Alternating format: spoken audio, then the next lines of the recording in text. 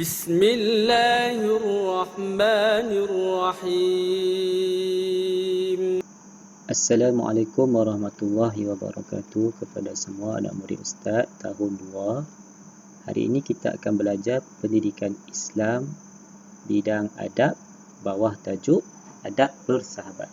Okey, kita nak tengok adab bersahabat. Okey. Pertama kali kita akan tengok apakah itu sahabat. Apakah itu sahabat? Sahabat ni apa?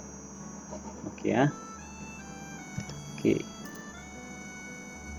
Kemudian kita nak tengok dalil bersahabat. Dalil bersahabat maksudnya bersahabat ni dalam Nabi ada cerita dah cara nak bersahabat macam mana. Okey, kita akan nak tengoklah dalam Al-Quran ada sebut dah ataupun dalam hadis Nabi ada sebut dah. Okey. Baik, kita tengok dulu apakah itu sahabat. Okey. Baik, kita tengok sini dalam buku teks kita ambil muka surat 121. Kamu boleh tengok jugalah dalam buku teks kamu. Okey, sahabat ialah sahabat ini apa sahabat? Sahabat ialah orang yang dikenal rapat. Orang yang dikenal rapat dan disukai, itulah sahabat. Orang yang dikenal rapat dan disukai. Siapa suka, kita sukalah kawan dengan dia. Sebab dia baik yang kita sukalah. Itulah sahabat. Kemudian mereka iaitu sahabat sentiasa bersama-sama dengan kita ketika susah dan senang. Ini yang penting. Sahabat ini adalah orang yang kita kenal rapat, kemudian kita suka kawan dengan dia. Kemudian sahabat juga sentiasa bersama-sama dengan kita ketika susah dan senang. Sahabat ni kita akan ada dengan kita bila kita susah dan bila kita senang. Bila kita sedih, ada sahabat yang tolong kita. Bila kita susah, ada sahabat tolong kita. Itulah sahabat. Ini contoh dalam gambar ni kan. Bukan time nak main je ada sahabat. Time main dia ada, time tak main, time kita sedih dia tak ada. Itu bukan sahabat. Sahabat ni yang rapat dengan kita ketika susah dan senang. Okey. Baik, kemudian kita nak tengok dalil bersahabat.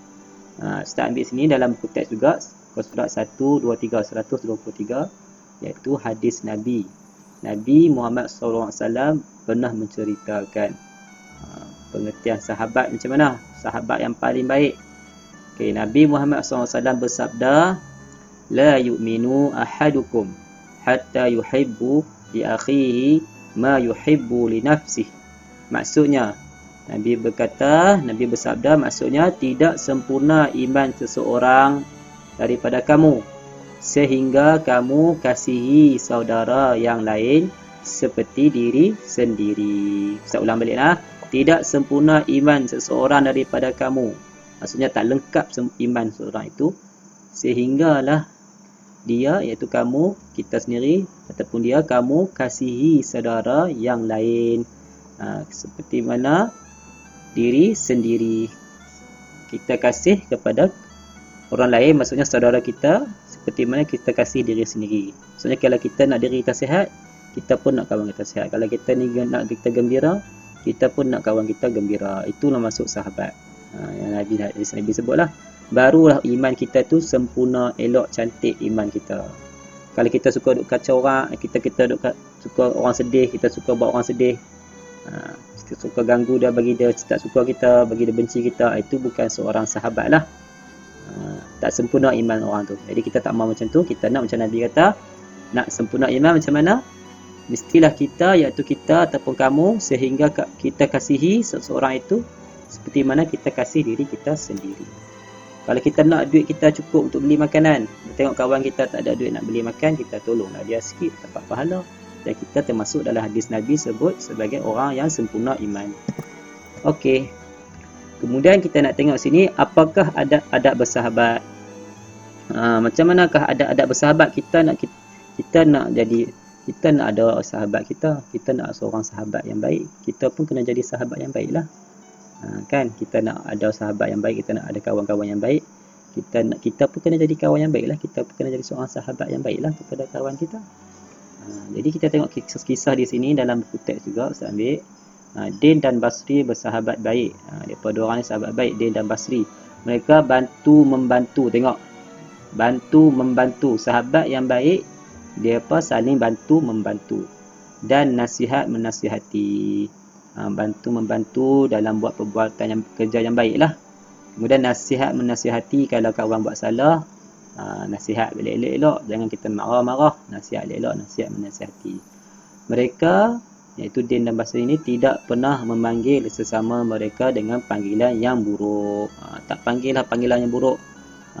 Contohnya macam mana? Ustaz bagi contoh. Oi pendek, contohnya. Oi gemuk, itu panggilan yang buruk lah tu. Berdosa, satu berdosa, kemudian kita jadi orang yang jahat. Bukan sahabat yang baik lah. Okey, orang pun tak suka kita lah sebab kita suka panggil macam tu. Kemudian pada suatu hari ketika pulang dari sekolah, Basri terjatuh. Basri terjatuh. Din pun membantu. Din nampak Basri jatuh, Din membantu. Tu sahabat yang baik lah. Membantu Basri. Dia tak tengok saja, dia bantu. Membawanya pulang ke rumah. Keesokan hari, Din menziarahi Basri. Lepas dia bantu, dia pergi menziarahi pula. Dia tengok, pergi kat rumah Basri, tengok Basri macam mana. Dan memberikannya buah tangan. Memberikan buah tangan. Buah tangan ni apa? Hadiah. Buah-buahan ke, biskut ke, apa ke. Din mendoakan agar Basri kembali sihat. Din juga sebagai seorang sahabat, dia mendoakan kepada Basri supaya kembali sihat elok. Tengok apa yang Din buat kepada Basri. Yang pertama, dia membantu. Kemudian membawanya pulang ke rumah. Kemudian menziarahi Basri yang sakit, kemudian mendoakan Basri yang sakit. Ini contoh-contoh adab-adab bersahabat, contoh-contoh bersahabat yang baik. Kemudian contohilah Din dan Basri dalam bersahabat. Mereka tidak pernah bergaduh. Tengok, sahabat yang baik tidak pernah bergaduh, tidak pernah mengejek, tak pernah mengejek siapa-siapa pun, tak panggil yang buruk-buruk, dan memanggil panggilan yang buruk tidak pernah langsung. Mereka menutup keaiban sesama mereka. Mereka menutup keaiban, iaitu apa-apa keaiban lah sesama mereka. Okey. Tak cerita keburukan orang lain, tak cerita Din, tak cerita keburukan Basri ke orang lain, Basri pun tak cerita keburukan Din ke orang lain. Itulah, sama-sama menjaga keaiban, menjaga keburukan. Sama-sama saling menasihati, bantu-bantu. Itulah adab-adab bersahabat. Okey. Itu Kemudian ini kepentingan ni nanti kita akan tengok baliklah kalau ada waktu. Hari ini saya nak kamu ingat, boleh faham adab-adab bersahabat. Apa ciri-ciri sahabat yang baik macam tadi. Ciri-ciri sahabat yang baik, bantu-membantu, nasihat menasihati, memanggil kawannya dengan panggilan yang baik. Itu ciri-ciri bersahabat. Okey, kemudian saya nak kamu buat latihan dalam buku aktiviti. Buka buku aktiviti kamu yang warna kuning tu, muka surat 121. Indahnya persahabatan. Okey, apa yang kamu perlu buat? Sini, tengok sini. Ini jawapan pilihan ada 4, Ustaz terang. Yang pertama, susah, dikenal rapat, disukai bersama-sama. Okey. Tanya ni, Din, tahukah kamu maksud sahabat? Macam tadilah, maksud sahabat. Oh, mudah sahaja. Apa yang saya belajar, sahabat bermaksud orang yang dikenal rapat. Dikenal rapat dah ada jawapan. Dan apa? Dikenal rapat dan tadi Ustaz dah terang dah ni. Kita tengok peta balik. Maksud sahabat. Mana? Ni dah. Sahabat ialah orang yang dikenal rapat dan disukai. Mereka sentiasa bersama-sama dengan kita ketika susah dan senang. Itulah jawapan dia. Kamu boleh tengok buku teks kamu. Buat latihan sambil bunga buku teks pun tak ada masalah. Janji jawapan kamu betul, tepat. Okey Okey. Ni. Buat yang ni dulu pilih. Dikenal rapat dan mereka sentiasa apa? Ketika apa? Dan senang. Okey, terima kasih Din, saya mahu menjadi sahabat kamu. Terima kasih Basri, saya juga begitu. Okey. Kemudian buat pula, dah siap itu, buat pula yang kedua, lorekkan. Muka surat 123. Ini pun senang saja, lorekkan saja. Lorekkan jawapan yang betul. Okey, contoh dia terbagi, sahabat ialah kawan, teman dan taulan. Lorek taulan ni. Nampak? Bukan lawan. Lawan bukan sahabat, nak bergaduh kan. Okey, nombor 1, sahabat sentiasa kawannya yang dalam kesusahan, yang sentiasa membiarkan ke membantu. Kalau membantu, lorekkan. Okey, nombor 2, kita perlu memanggil sahabat dengan panggilan yang baik ke buruk. Lorekkan. Nombor 3, berikan nasihat dengan berhikmah ke dengan kasar. Yang keempat, elakkan daripada dengan sahabat. Elakkan daripada bergaduh ke berbaik dengan sahabat. Kelima, sentiasalah mendoakan ke melupakan kesejahteraan sahabat. Okey, lorekkan jawapan yang betul. Okey, itu saja. Jadi Ustaz harap kamu dapat siapkan latihan ini dengan baik. Kemudian Ustaz akan semak nantilah. Okey, terima kasih semua. Teruskan usaha kamu. InsyaAllah semoga berjaya. Amin ya rabbal alamin.